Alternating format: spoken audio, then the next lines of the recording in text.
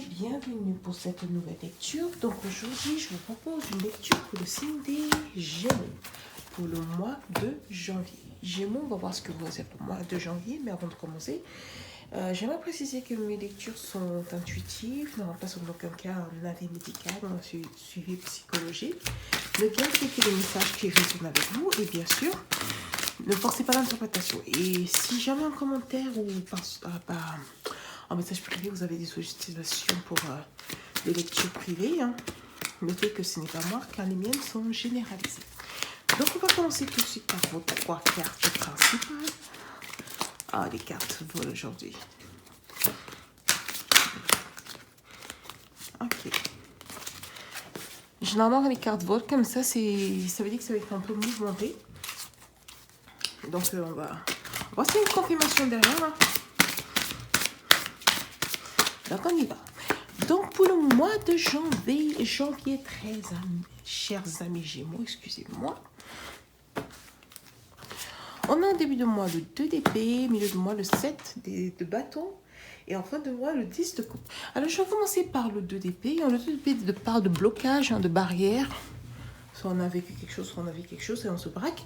Le 7 d'épée, le 7 de bâton parle de tenir, de continuer à se battre malgré tout, de repousser, de tenir voilà, ses positions. C'est ça le mot que je cherchais. Et le 10 de coupe parle en fait d'abondance familiale, d'un point de vue émotionnel. Abondance, entourage, voilà. Donc concrètement, au début de mois, je vous vois vous braquer contre quelque chose, ou bien découvrir quelque chose qui vous bloque, quelque chose qui vous bloque. En milieu de mois, je vous vois vous obstiner dans votre blocage, et en fin de mois, je vois que finalement ça va mieux, que ça s'apaise, et voilà. Vous retrouvez un peu le lien avec les autres. Donc je vais éclaircir tout de suite.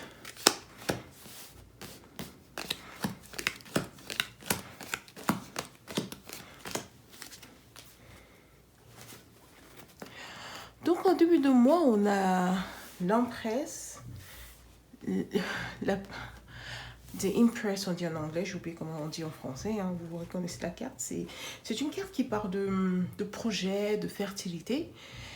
Et suivi par le 5 d'épée, donc c'est une carte qui parle de victoire, mais d'un point de vue mental, c'est d'obstination à vaincre mentalement, d'une obstination à réussir, vaincre, mais quand on parle de projet, je dirais plutôt réussir et non pas vaincre.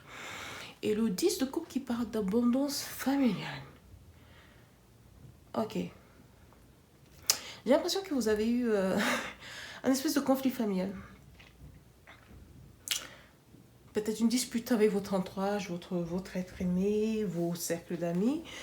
Parce que sur quelque chose, peut-être un désaccord sur quelque chose que vous deviez mettre en place.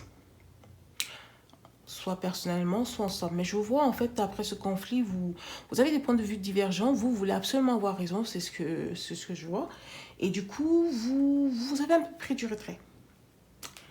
Donc, on va voir par la suite ce que ça donne.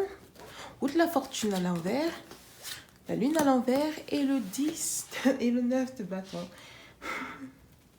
Ouais, c'est un peu ça. Vous vous braquez, vous décidez que vous voulez malgré tout... vous voulez malgré tout avoir raison. Vous voulez malgré tout y arriver. Peut-être quelque chose à mettre en place. Peut-être quelque chose à organiser avec votre couple ou votre cercle d'amis ou votre famille. Et vous êtes en désaccord sur comment mettre les choses en place et que vous décidez, ça peut être aussi d'un point de vue professionnel, excusez-moi, je vais terminer ma phrase, et que vous décidez en fait de vous braquer sur vos positions, sur ce que vous voulez mettre en place, sans tenir compte des avis des autres, parce que vous êtes persuadé que vous avez raison. Ça peut être un projet du coup professionnel, mais c'est en lien avec les autres. D'accord. Avec la roue de fortune à l'envers, vu que c'est un arcade majeur, je dois en parler. Et la lune à l'envers, ça veut juste dire en fait que les alignements, avec la roue de fortune, ça veut dire que les alignements ne sont pas... C'est pas le bon moment en fait. Généralement, c'est une carte qui parle de c'est pas le bon moment où ça change pas grand-chose. Donc, dans cette lecture, je dirais plutôt que c'est un conflit de longue date. Rien n'a changé, c'est un conflit de longue date et ça se poursuit. Donc, je ne sais pas par contre si c'est personnel, si c'est dans le milieu. Je ne sais pas dans quel milieu, mais je sais que ça implique les autres. Hein. Ça implique votre entourage, soit familial, soit professionnel. Mais plutôt les gens avec qui vous avez des affinités. D'accord? Et enfin, moi, je vois que ça s'arrange parce qu'on a un 10 de coupe. Donc, ouais, ça s'arrange. Parce qu'on a là la tempérance qui parle certes de patience, qui parle de patience, qui parle un peu de guérison. Et la justice à l'envers, bah, la justice à l'envers, ça serait plutôt quelque chose de mérité. Dans cette interprétation, je dirais qu'il y a l'un de vous qui décide tout simplement de lâcher prise et j'ai l'impression que c'est vous. Parce qu'il y a le page de bâton hein, qui parle d'une petite action, donc j'ai l'impression que vous revenez un peu à la raison et vous décidez de lâcher un peu du lest. Ne pas vouloir avoir raison pour que tout se passe bien. Et du coup, ça se termine plutôt bien, puisqu'à la fin, on a ce 10 de coupe hein, qui parle de renommement avec son entourage. Donc voilà. Donc je vais m'arrêter là parce que bon, il n'y a pas grand chose à dire. Hein. Tout est là. Ça arrive parfois quand on a des conflits. Bah, c'est bien que vous décidez en fait d'arrêter avec votre obstination parce que en début de mois, on voit que vous êtes vraiment entêté dedans. Oui, c'est un truc de longue date. Mais en fin de mois, je vous vois, je vais entreprendre une petite action pour que ça s'apaise et ça se conclut plutôt bien puisque vous renouez avec votre cycle. Voilà, je m'arrête là pour cette lecture et je vous dis donc à la prochaine au mois de février, les Gémeaux. Plus tard. Bonjour.